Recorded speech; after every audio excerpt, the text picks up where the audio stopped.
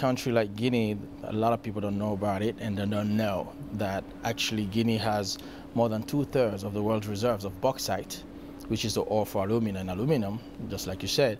But at the same time, we have large reserves of iron ore, a lot of gold and diamonds.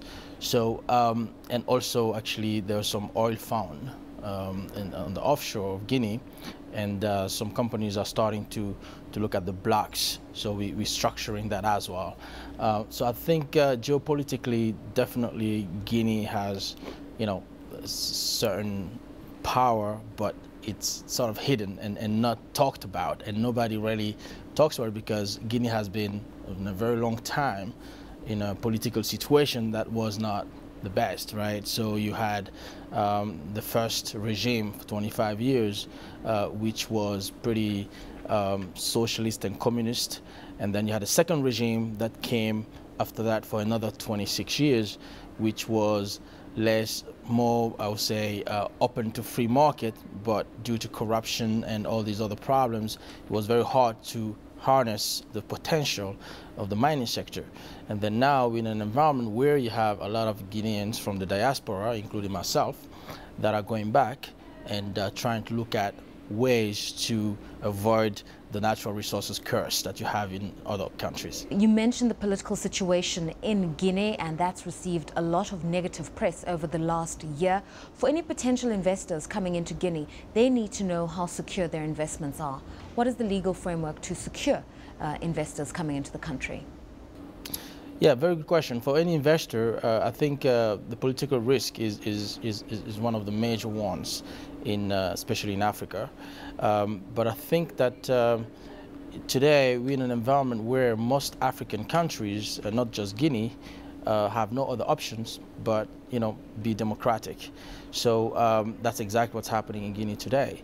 So I think a lot of investors are starting to get more interested because they see that we're building institutions that are here to guarantee the democratic system, and definitely we know that without strong institutions and a strong democratic system, it's going to be very hard to attract investors. Now, as I mentioned earlier on, we've begun to see quite a lot of dynamic and interesting changes within the iron ore space, with a review of short-term contracts, and that has created a situation where a lot of mining houses like Rio Tinto and Vale are looking for new areas in which they can prospect. Guinea is also known to have iron ore reserves untapped. What are you going to do to leverage that potential in an era where there are a lot of pricing wars and a lot of demand for iron ore? We're in an environment today where you have buyers of iron ore on one side and the sellers on the other side that negotiate annually. Now they move the negotiations on a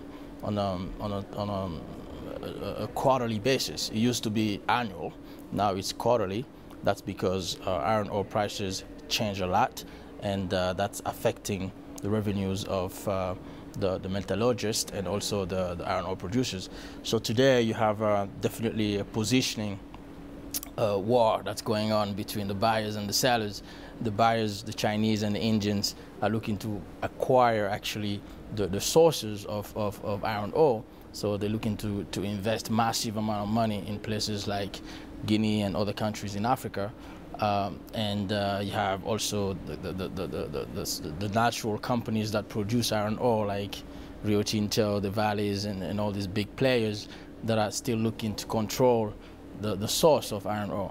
So I think in that sort of situation, a country like Guinea, you know, with the right leadership and the right democratic systems, can actually take advantage of that situation and be able to negotiate better terms, you know, so that the whole population take advantage of those resources. Guinea is also a minor producer of gold, producing less than 300 ounces per annum, but you also have about 25 million carats of diamonds in reserves.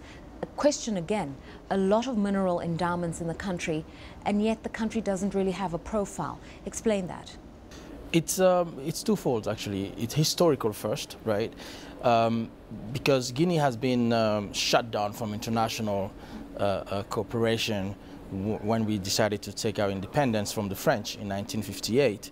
And since then, we were considered sort of like a pariah state where, you know, we don't have Western capital coming in. So we only had socialist and communist countries come and invest, but the way that worked wasn't really market friendly. So that didn't encourage entrepreneurship. It didn't encourage investing in the mining sector. So a lot of our mineral resources have been untapped.